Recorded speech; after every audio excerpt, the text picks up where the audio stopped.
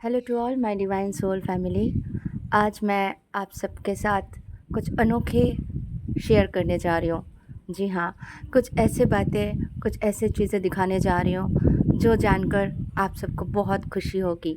और हाँ, ऐसा ही एक सपना मैं देख रही हूँ पिछले 7 साल से, और ये हम सबके सोल मिशन भी है, क्योंकि हमें हमारी जो सभ्यता और कल्चर है उसको आगे लेके आना है। देखिए के अनोखे कन्या गुरुकुल की कहानी, जो अपने आप में दुनिया का सबसे अनोखा कॉलेज है।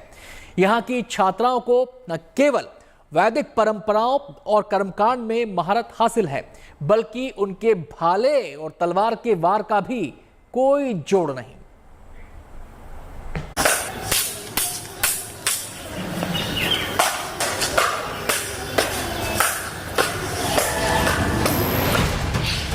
जो तुझसे लिपटी बेड़ियां समझना इनको वस्त्र तू।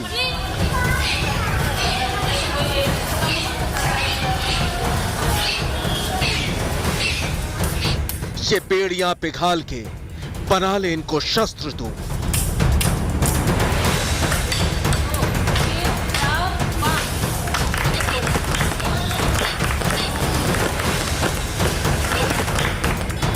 जला के भस्म कर उसे जो क्रूरता का जाल है।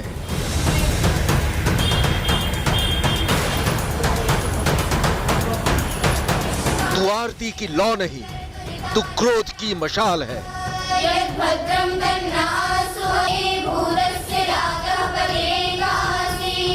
पूरे भारतवर्ष की यहाँ पर कन्याएं हैं। लड़कियां इस क्षेत्र में, कर्मकांड के क्षेत्र में प्लस संस्कृत और व्याकरण के क्षेत्र में आगे आ रही हैं।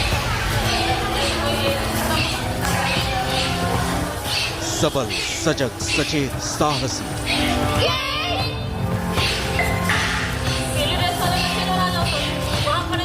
समर्थ और सक्षम।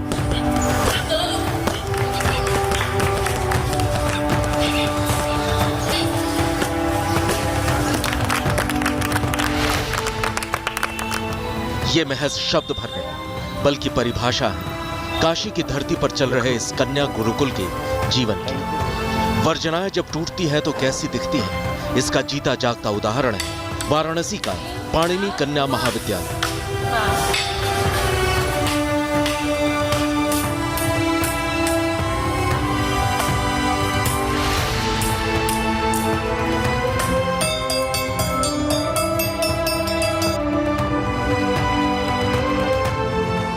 औरत से जुड़ी अतीत की हर धारणा को ध्वस्त करता है यह अनोखा गुरुकुल। यहाँ आपको ऋग्वेद के सूक्तों को रचने वाले विश्ववारा, लोपामुद्रा और अपाला की छवि भी दिखेगी, तो याज्ञवल्क्य से संवाद करती गार्गी का रूप भी नजर आएगा। तो वही देश के अस्तित्व और अस्मिता के संघर्ष में बरछी, ढाल, कृपाण, कटार को अपना गहना बना लेने वाली वीरांगना रानी लक्ष्मीबाई भी याद आई।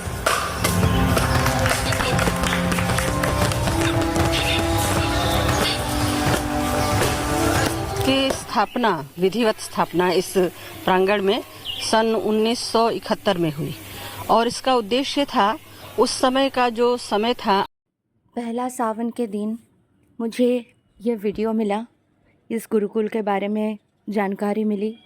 फिर मैंने कांटेक्ट किया, एक सर है, उनसे बात हुई, बहुत ही अच्छे बिहेवियर है, और उनको मैंने बोला मैं मेरी बेटी को आपके स्कूल में एडमिशन करवाना चाहती हूँ, क्योंकि अभी लास्ट ईयर है, 11 इयर्स की है वो, 12 इयर्स के बाद और वहाँ पे एडमिशन लेते नहीं हैं।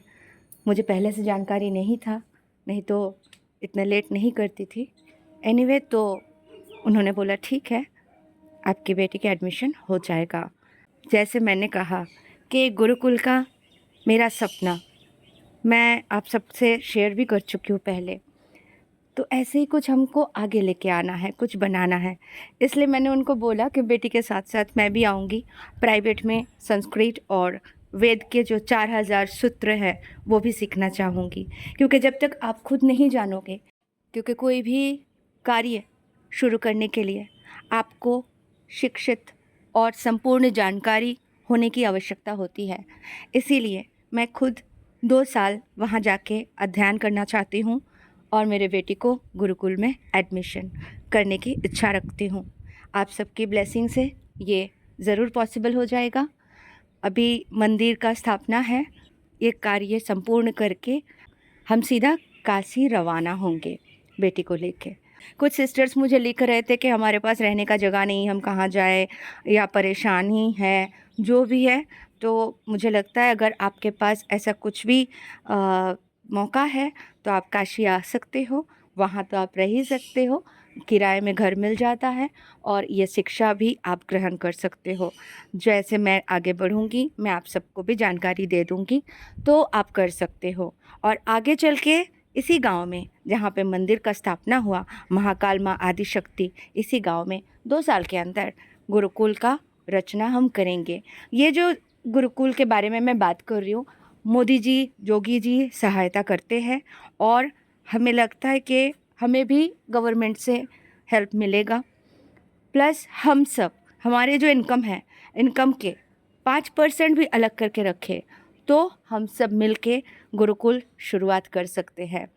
क्या है ना, आजकल जो इंग्लिश मीडियम के बच्चे, मैं अंग्रेजी शिक्षा के ख़िलाफ़ नहीं हूँ, लेकिन हमारे सभ्यता को भी एकदम से ख़त्म कर देना और माइंड बॉडी सोल के साथ अलाइन ना रहना, ये सही नहीं है।